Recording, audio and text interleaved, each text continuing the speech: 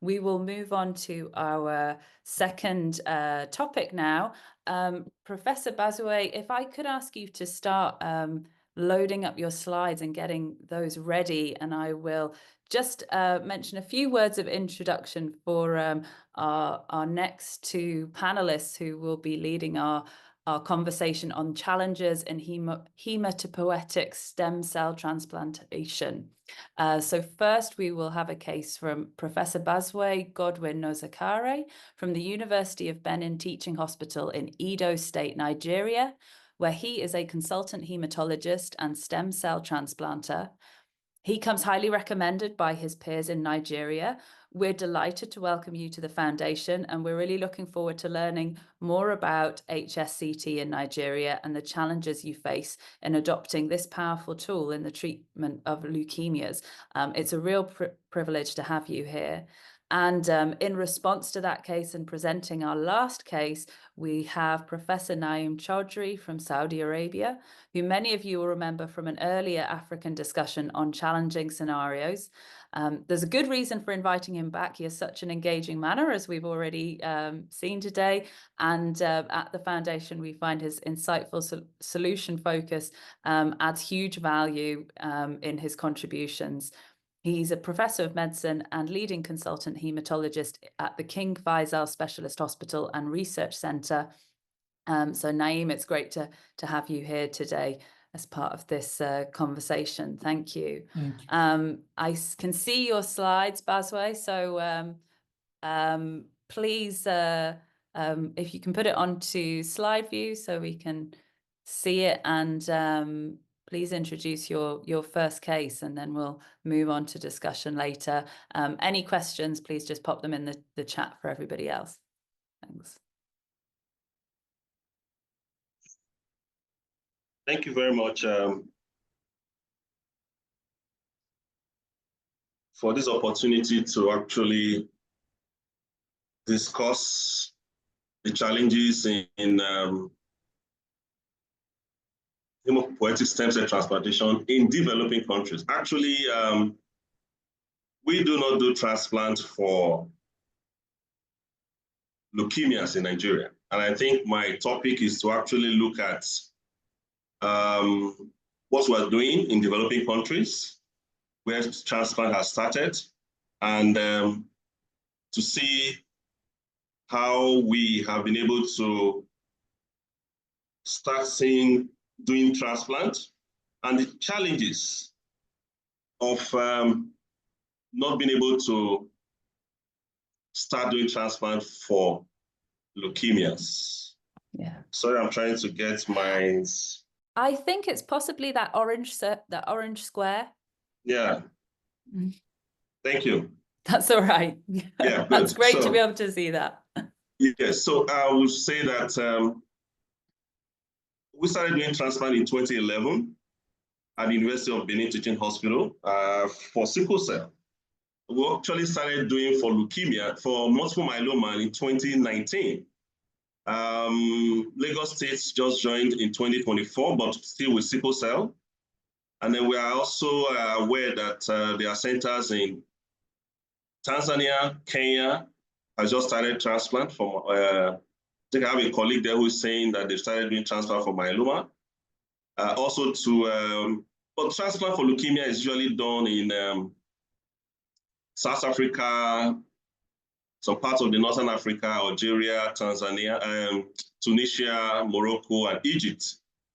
However, in Nigeria, I must say that all our patients who have CML are actually referred to a very senior colleague, our teacher, Professor Durosimi in Ife. He's been the one coordinating the treatment of patients with CML. And I'm sure that he has a lot of experience in discussing that topic. But there are so many challenges, and I'll just go through the general ones. And then general one, as mentioned, even by Matilda, you can see that Matilda is finding it difficult to get some drugs, including drugs like thrombopoietin, and also being able to do some basic investigations that will improve the management of our patients. So it's been a big challenge. Despite we started doing allo transplant for sickle cell in 2011 and autologous in 2019, we are yet to commence transplant for leukemias based on several challenges. Now, these are the general challenges. And these general challenges cut across most countries in most centers in developing countries. Government, I think I was hearing Susanne talking about our government should put in place facilities for diagnosis and other things. So you see that government has a lot to play. Funding is another big problem. We had an Organization of Africa Union had a declaration in Abuja that 15% should be made for health, but most countries budget less than 5% in their funding of health. Drugs is a big problem, as mentioned by Matilda. Personnel is also another big problem. Even the trained personnel that we currently have, most of them have migrated to Europe and America, so it's difficult managing our patients. Inadequate power supply is also another big problem, and I'm sure that you know that insecurity makes it difficult for experts to come over to collaborate with us. No standard infrastructure and equipment, as already mentioned by Matilda. We have a lot of problems with having facilities and equipment to do modern therapy. Attempt to copy foreign prototype. Most centers in developing countries are also unable to start because they want to see how they can, and it's very difficult for us to be in the same line with most centers in developing countries. So usually we feel that most developing countries should actually start gradually and then move on to have more facilities to do more better transplants. Now, the main talk about our challenges is why are we not able to start transplant for leukemias? As I mentioned, we started with sickle cell because sickle cell is more of a political disease in Nigeria, in the sense that Nigeria has one of the highest number of sickle cell disease patients. But apart from that, we know that we could only start with patients that we could manage, and we do not have facilities for, we do not have things like flow cytometry to be able to make proper designation of our diseases. So the first problem is that our patients are very poor. They pay from their pockets. There's no insurance to cover transplants. So it takes a long time for families to gather together to put their costs, the monies together to do transplant. Transplant in Nigeria is between $20,000 to $25,000 compared to in Europe where it's about $250,000. So, but despite that, it takes years for families to come together to save this money. And so for sickle cell disease patients and people who have multiple myeloma, they have enough time to save money for this kind of procedure. But for leukemias, you need to do your transplant, especially within the first complete remission. So most times the patients with leukemia do not have the funds. Even when we made the diagnosis, they are difficult to raise the funds. Now, most centers in developed countries, we have to start with conditions that we can manage, because we know that leukemia patients, when you are doing transplant for them, you have a long time in place here. And managing neutropenic patients is always very difficult.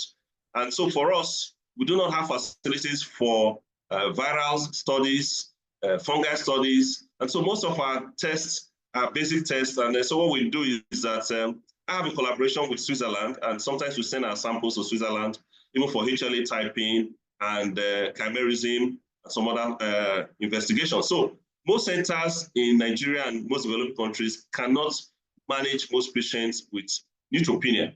And so it was better for us to have started with reduced intensity conditioning for sickle cell disease patients, which I'm going to mention in the next presentation. Because these patients with RIG have a shorter period of aplasia, and so it's easier for us to manage. And also, despite this, we have very few facilities, as I mentioned.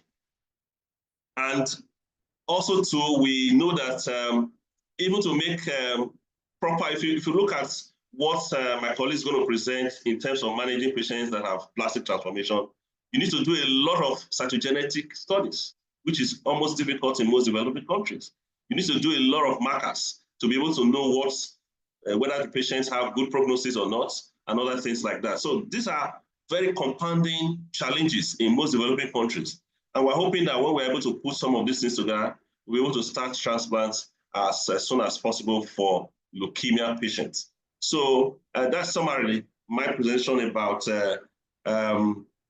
challenges. And I'll ask for comments before I go to my case report on sickle cell, just to let us know that how we do allogeneic in Nigeria. Thank you. Yeah, Naeem, have you got any comments on the context that Bazuaye has set out before he jumps into his case report?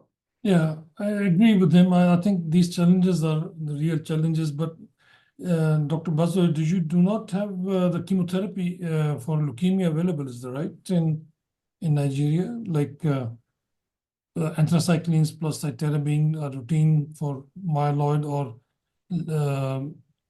what you call vincristine dexa as a reduced intensity kind of induction for lymphoblast crisis. Those kind of things are available, is that right?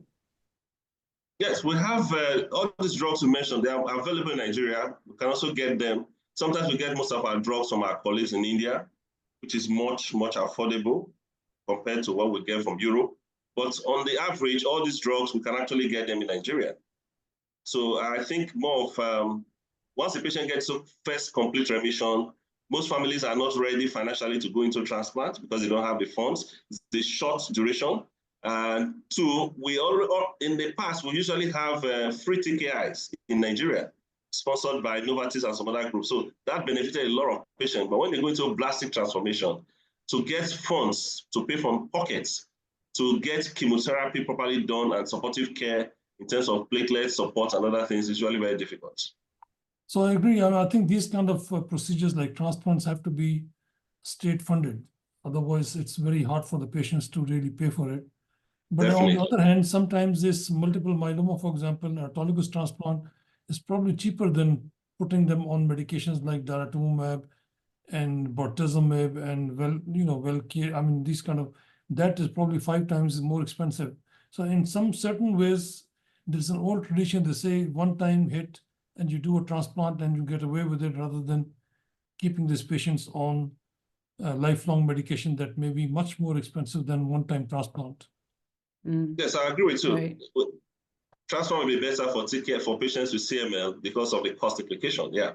Yeah, very interesting health economics points. Professor Bazuaye, please bring us your case that you've prepared. Okay.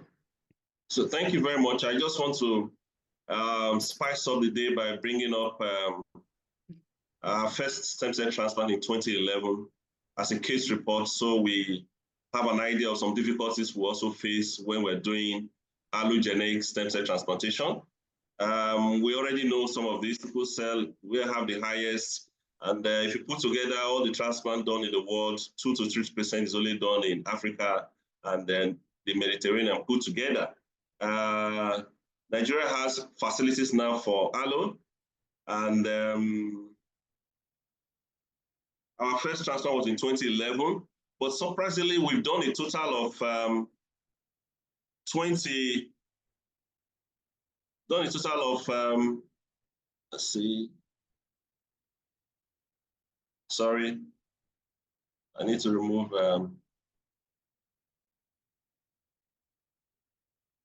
So we've done a total of over 20 patients from 2011 to 2022.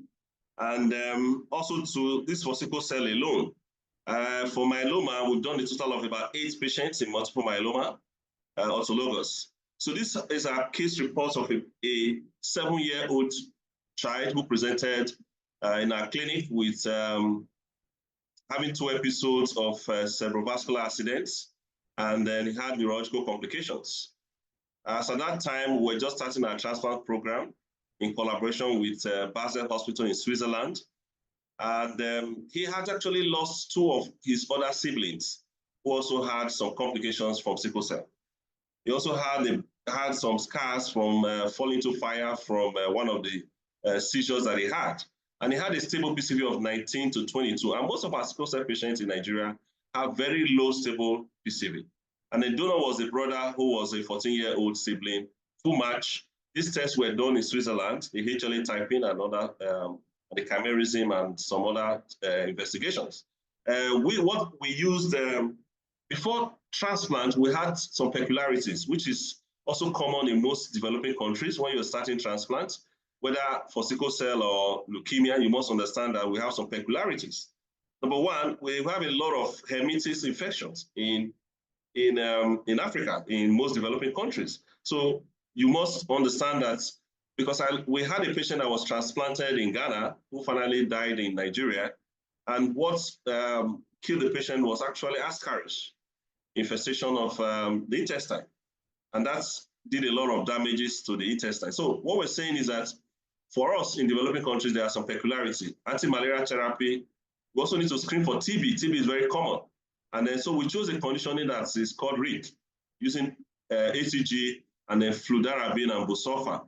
Stem cell source was bone marrow. We chose bone marrow because it's less troublesome in the sense that it's better for sickle cell and we have less graft-versus-host disease from bone marrow than peripheral stem cell. And then these are the dose of the stem cell was collected. You can see that, Dr. Naeem, that we actually use total nucleated cells. We do not have facilities for flow cytometry, so we use total nucleated cells to estimate our harvested stem cells, and we'll be getting some good results. We also not need to put patients on antibiotics, antiviral, and anti-fungal prophylactics because of inability to do full profile of fungal viral studies. And then we have available cyclosporin from Novartis, and MMF were used for prevention of graft-versus-host disease. Now, this is our regimen protocol using fludarabine and busulfan. And our results, very good results. On day 14, we had engraftment of neutrophil, and then chimerism at day 100 was 75%, and at day plus 130, we had 100% chimerism. Hemoglobin was good at day plus 12, and the patient needs to be re-immunized, and we started physiotherapy. The patient has been attending clinics. Patient is alive since 2011 that patient was transplanted, and with physiotherapy, patient is actually moving around and then is able to do most of his school activities. So in summary, you see that this is our 7-year-old child as at 2011. You see that we have been able to do a transplant in a very tight situation, but still meeting basic international standards. We ensure safety of our patient and donor. And then we're taking cases that we know that are easy for us to do until we're able to get enough facilities to run for treating patients with leukemia. Thank you very much. Great. Thank you, Bazuaye. That's a really a lovely story to hear. Naeem, have you got reflections on that or response? Yeah, I mean, these are real challenges, I can tell you. I mean, it's difficult for me to say that, keep going, only do sickle cell. That's your priority, and leukemia is not a priority, because that would be kind of unethical, as if I don't care about leukemia patients. But I do understand that leukemia patients have to be really prepared with chemotherapy. That requires money, then maintaining the diagnosis, measurable residual disease, and the risk factors and all these things. So that is kind of expensive. But I think if you have a lead on sickle cell in your country and you're in the region, you should be able to lead the challenges and present this in international meetings where people can learn from how to manage these patients for sickle cell disease. My one question was, do you do haplos transplants also? Do you have more of haplo transplants? Yes, out of the 22 patients we've done, we have about 6 haplo. 6 haplo, okay. Yeah, so started doing one haplo. way to go. And how's the success? If the success is good and you're experienced in haplos, you can enlarge the program, because at least the sickle cell trait relatives of the patient's siblings can be used as donors. Yeah, so our success rate for haplo, we have about 68% from the patients we've done. And that's, although we have some very bad patients before the haplo, because that was the only option to actually save them, because we had to use, that's what the only child of the parents, for example, and then there are no other situation. They've had some CVAs, and so we needed to do transplant for some of them. So we had some very bad patients that we needed to do haplo for. So, but we have about 68% overall survival. And who pays for these transplants for sickles, the patients or the state? The patients. That's the biggest problem. They pay from their pockets. We do not have insurance in Nigeria. Only covers for basic infections like malaria. Doesn't cover for stem cell transplantation. So that's a very big problem. And I think that's the biggest challenge in most developing countries. If we're able to get a good insurance package that can cover health, then most likely most of these facilities and success will begin to happen. Yeah. So if you translate this experience to chronic myeloid leukemia patients, they probably would be costing the same amount of money than if the one who goes into blast crisis, or maybe probably a little bit more. Yeah, I think so. Yeah, because from our experience with Haplo, because Haplo have a longer, as you mentioned, we started with allogeneic for full match and then progressed to half match because that's more complicated because they have most of the time a longer aplasia and it's more complicated than the full match. So we've been able to get some good success rates. And then the cost of Haplo is just a little above that of full match. So we're talking about between $30,000 to $35,000 should be enough for us to do leukemia because of the blood component support. Yeah. So Amanda, back to you. I think these are the challenges. I don't know what. Yeah, very challenging, and it sounds like there's an opportunity to do some very valuable health economics work in comparing these different potential eventualities for these patients and when you can intervene and what the risks of not intervening. Naeem, would you be able to bring your case now? Thank you, Bazuaye, if you can take your slides down. And Naeem will bring his case and we'll continue this conversation. Please jump in with your comments. Now? Yes, you just need to put them onto slideshow. Okay. So I decided to present this case and because I was told that Bazuaye does not have the CML case but has a sickle cell disease case. So I just pulled up one of my cases. I thought to look at the challenges, although in Saudi Arabia we do not have a problem because my center is a tertiary care center. But I thought I cover, as currently I'm the president of the EM BMT, which is the Eastern Mediterranean, which runs all the way to Morocco, the centers that are part of our transplant group. So this is just a summary of a young female, about 42 years old, 37 years old actually, who developed chronic myeloid leukemia, but failed nilotinib and dasatinib both, and progressed to acute lymphoblastic leukemia with a T315I mutation reported from the local hospital. And they gave her hyper-CVAD plus dasatinib. There was no response, and the patient was referred to me. And I did some workup. Other than this, there was still confirmation of T315I. The CNS was negative, but there was a compound mutation. Compound mutations are obviously much harder and much sinister to manage.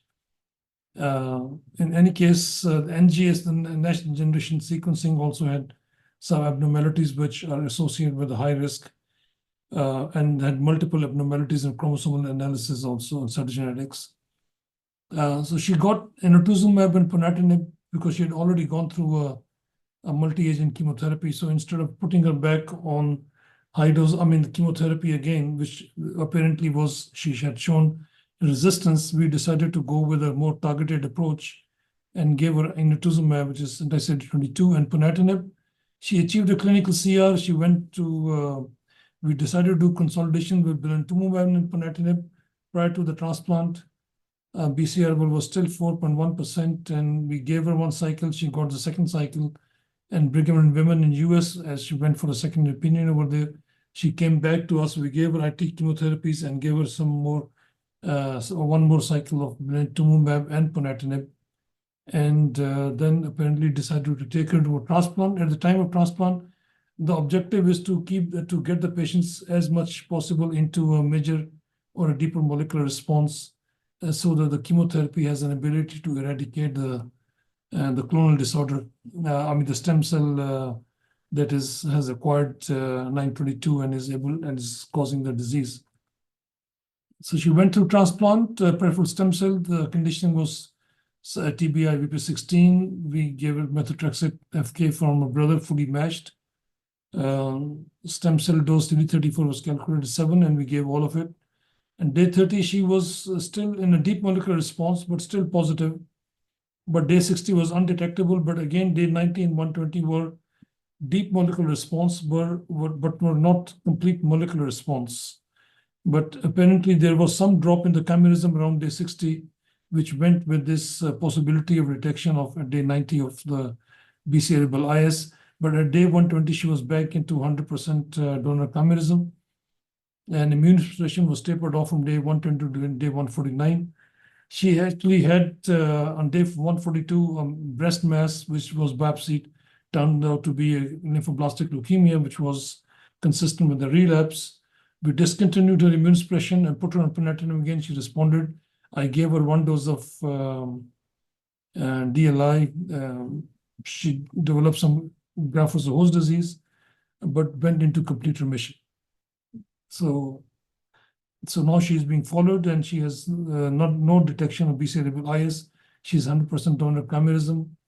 The GVHD is resolving. She is on slow, steroid was tapered off slowly, near complete resolution. She continues on ruxolitinib, and we use a lower dose of 15 milligram of ponatinib as a maintenance, which I will continue on this patient for at least 5 years because she also had a relapse. There's no clear-cut guidelines over here how long to use a maintenance therapy with tyrosine kinase inhibitor, but I use it for approximately 5 years. Some centers use it for 3 years, as long as the patient remains in 100% donor chimerism. Just because this was a compound mutation and there was a post-transplant relapse, I will continue her ponatinib for 5 years, and then at that time I will discontinue it. And so this is just an assessment. There's some chronic GVHDs going on. She remains on ruxolitinib. There is some early BOS symptoms, but it's not confirmed yet. She had some we put her on steroids and the FAM protocol with inhalers and some antibiotics and montelukast. Vaccinations have been initiated. She continues on this treatment, and she's followed in our center and the management of long-term complications. Now, I understand from what you presented, Dr. Bazuaye, that the resource regarding availability of support services and pharmacy is extremely important. I mean, if you don't have the drugs and if you don't have the support services, not only for diagnostic, but follow-up, if there were no follow-up facilities available to me, I would have lost this patient to a relapse. At a certain time point, if I had not been able to pick up the BCR-able IS, or able to start the patient back on ponatinib. And of course, until these support services are available, which can only identify the early relapse, that's to ensure the long-term cure and a good quality of life. So I agree. I think there is difficulty to proceed such stem cell transplant in resource-limited countries. So the case that you presented is actually an excellent case. I only presented this case because of being a CML myeloid or lymph node blast crisis to compare that resource availability and non-availability has such a disparity on the outcome. Why this patient was a high risk, relapsed within 4 months with a breast mass, and at 2 or 3 years now on a follow-up, she's in complete remission, no evidence of disease, and a good quality of life. She's a physician and she's back to work. So I think my take on this one is, if you want to invest into chronic myeloid leukemia, for lymphoblast crisis, I would go immediately with TKI plus the chemo, what we call chemo light, vincristine, dexamethasone. As soon as the patient responds, take them to transplant. No need to wait for blinatumomab or inotuzumab. They're much more expensive. A lot of resources are required. And for the myeloid blast crisis, I would use a full dose of TKI. If you have availability of some sort of chemotherapy, I think a good short course, even with 2+5 instead of 3+5, whatever is available, can get your patient into remission to take them to transplant. If the patients are able to sustain or pay for a sickle cell transplant, I think they should be able to pay for this kind of transplant for chronic myeloid leukemia also. As long as you're able to maintain your cost by using lower chemotherapy of like Chemolite in lymphoblast crisis, not like the one that I use because that's availability of resources. Because you can get these patients into complete molecular response prior to transplant, even with Chemolite, not necessarily with blinatumomab and inotuzumab. Thank you, Naeem. Really interesting, thoughtful response on stem cell transplant and the resource limitations. I'd like to invite any of our panel. Yes, Matilda, please come in and comment. And just a reminder to put questions in the chat or raise your hand if you want to come in and speak on any of the topics that we've covered this evening. But first, we'll go back to Matilda and the rest of the panel. Thanks very much for those two presentations. A question for Professor Naeem. In our context, we find majority of the patients in blast crisis tend to be acute myeloid leukemia. We have a challenge with the support for chemo, and hence our options for ponatinib azacitidine. What's your experience in terms of which is the predominant blast presentation that you see? And then in terms of outcome of the myeloid blast crisis post-transplant versus the lymphoid blast crisis post-transplant? We have done a lot, I mean, as you say, I mean, most of the transplants now actually are for advanced stage disease. And our experience is the same. About 60 to 70%, I would say, are the myeloid blast crisis. About 30% would be lymphoid blast crisis. So far, we have not lost a patient with relapse of the disease. We have lost some patients with treatment-related mortality.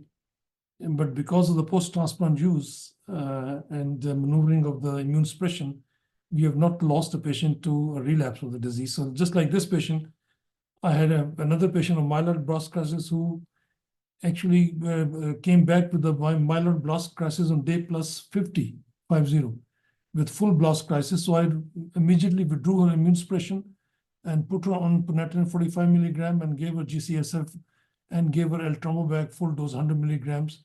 And within 30 days, she went into pancytopenia and recovered completely with 100% chimerism. And of course, she developed graft-versus-host disease also. But she's followed like almost 3 years now to 4 years, and she's still remains in remission. So the advantage of the CML background is that, and with the TKI support, is that the loss to the relapse of the disease is much lower now. It's mostly the treatment-related mortality. So I would encourage a transplant in chronic myeloid leukemia to be set up within a resource constraints also, because the outcome is good. As long as you're able to lower the mortality from the treatment and a good GVHD prophylaxis, even a little bit of GVHD prophylaxis, even I would say, let me go back, even a little bit of graft versus leukemia, even subclinical, is beneficial. And with the maintenance TKI, I think most of these patients remain in remission. Bazuaye, please come in. Yeah, Dr. Naeem, I wanted to find out, number one, have you had experience of patients in chronic phase requesting for transplant? Because I know, what I mean is, we know that those who are in blastic phase tend to have high mortality. Have you had experience with patients who are in chronic phase requiring or asking for transplant? And I think maybe most likely the outcome will be better when they're in the chronic phase than in the blastic phase. Yes, I have. I've done transplants in intolerant cases, intolerant to all TKIs. Patient developed severe pancytopenia and actually aplastic anemia, didn't recover from it completely wiped out marrow. And even waiting, she didn't recover at all, despite all supportive care. So we have transplanted 1 or 2 cases like those, but most of them are chronic phase with T315I mutation, and when they lost the MMR on ponatinib. So I sometimes use these ponatinib. I tell them that if you lose major molecular response and your BCR level keeps going up, I will take you transplant. So I've taken some with resistant diseases and some with intolerance. And almost all of them have done very well. I have not lost a patient to that one. I'm curious about Professor Susanne's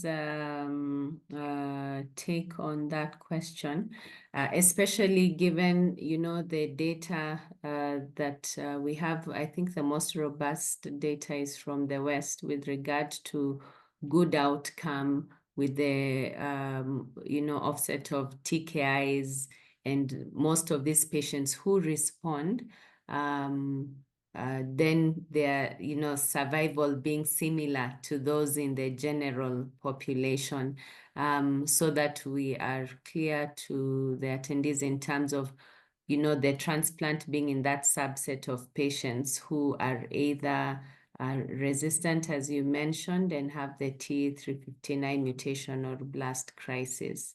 Yeah.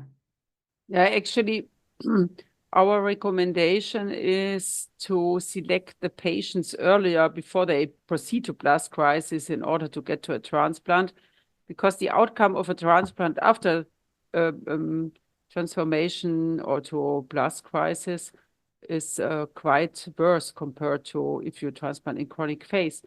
And that's a critical point where we are, and because we in our data from the European Bone Marrow Transplantation Association, we see that patients are going to transplant in a too late status. And so we have these recommendations like the milestones from the European Leukemia Net, how to proceed and when to discuss a transplantation with the patients. If no TKI response. So we have transplanted 4 last year, and 2 of them in blast crisis. One of them did not run very good, and the other one, who seems to be also not, has a relapse now. However, we have transplanted 2 in a very late chronic phase, just before they came into blast crisis probably, and they are very good actually, without graft versus host disease, etc. They don't need any therapy anymore. So, that's what we had the discussion with the costs before. And I think we should work that it's the same situation the whole world. Yeah. It's should be like that. The economics and politics of health. Yeah. Yes, that is a theme for today's discussion.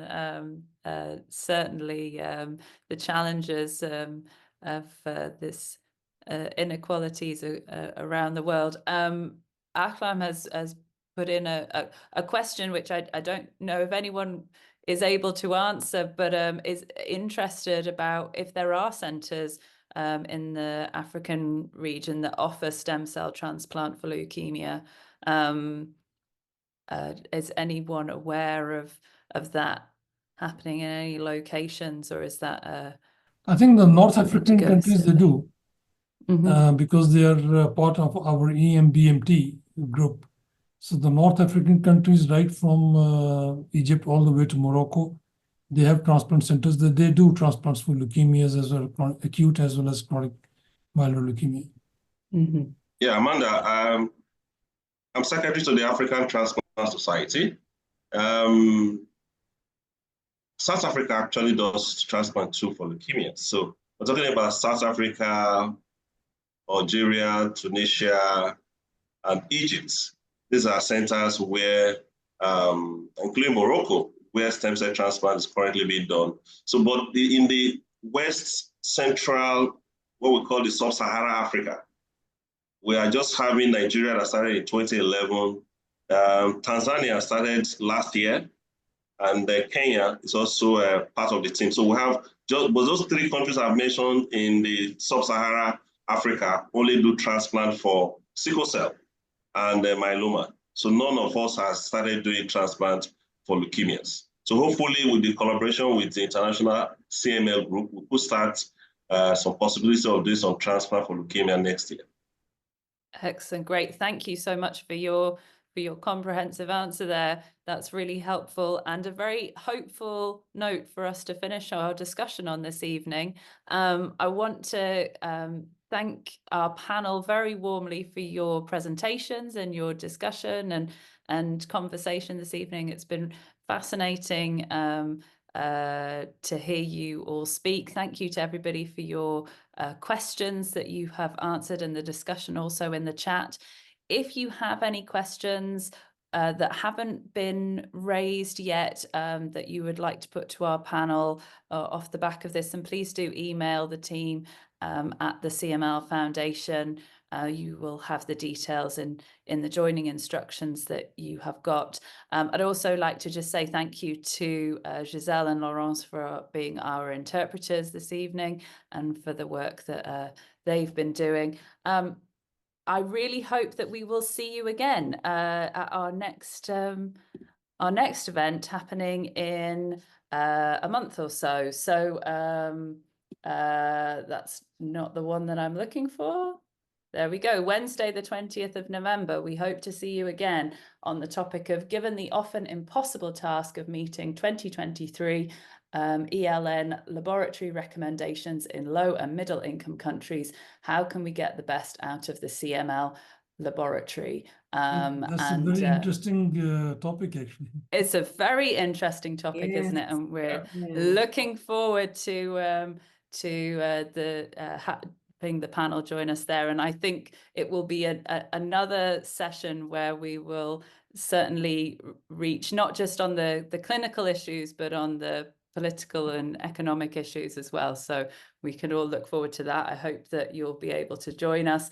And in the interim, please remember that you can get in touch with the CML and be part of our ongoing conversation through the Knowledge Centre on the website, and also keeping in touch with CML News through the clinical case discussions, papers of the month, and various programmes and activities. But beyond that, I wish you a very happy evening, and looking forward to seeing you again in a month.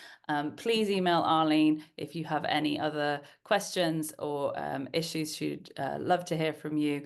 And other than that, take care. Have a great evening. Goodbye. Goodbye. Thank you very much. Thank you very much. Bye.